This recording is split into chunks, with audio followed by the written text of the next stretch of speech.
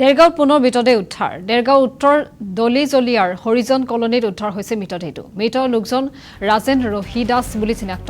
আজি পুৱা গাঁৱৰ ৰাইজে উদ্ধাৰ কৰে মৃতদেহটো। শনিবাৰে নিশা উত্তৰ দলিজলিয়াৰ পৰা পণ্ডিত হেমচন্দ্ৰ গোস্বামী সংযোগী পথত আকস্মিকভাৱে পিছলি পৰে লোকজন। পিছলি পৰি এই লোকজনৰ মৃত্যু ঘটে বুলি স্থানীয় ৰাইজে অৱগত কৰে। অতি পিছল শোচনীয় পথৰ বাবে ৰাজেন ৰহিদাসৰ মৃত্যু হোৱা বুলি অৱগত কৰে ৰাইজে।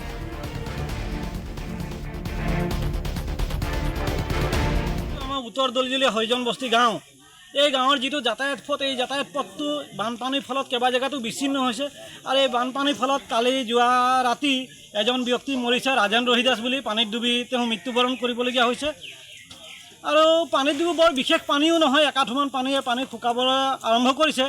এই একাঠুমান পানীতে মানুহজন পানীত পৰি পেলাই মৃত্যু সাৱটি ল'বলগীয়া হৈছে। আৰু মানুহজন ঢুকুৱাটোতো 2 নম্বৰ সেইটো কথা এটা।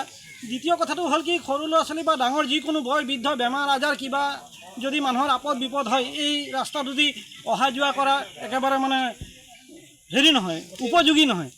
আৰু আমি চৰকাৰক এইটোৱে অনুৰোধ জনাওঁ যে আমাক ৰাস্তাটো যিটো যাতায়াতৰ পথ, এই পথটো আমাক অনতিপলমে কিবা এটা ব্যৱস্থা কৰি দিয়ে যেন। কাৰণ আমাৰ ইয়াত শিক্ষাৰ্থী ল'ৰা ছোৱালী যিসকল আছে, সেইসকললৈ বিদ্যালয় যাব পৰা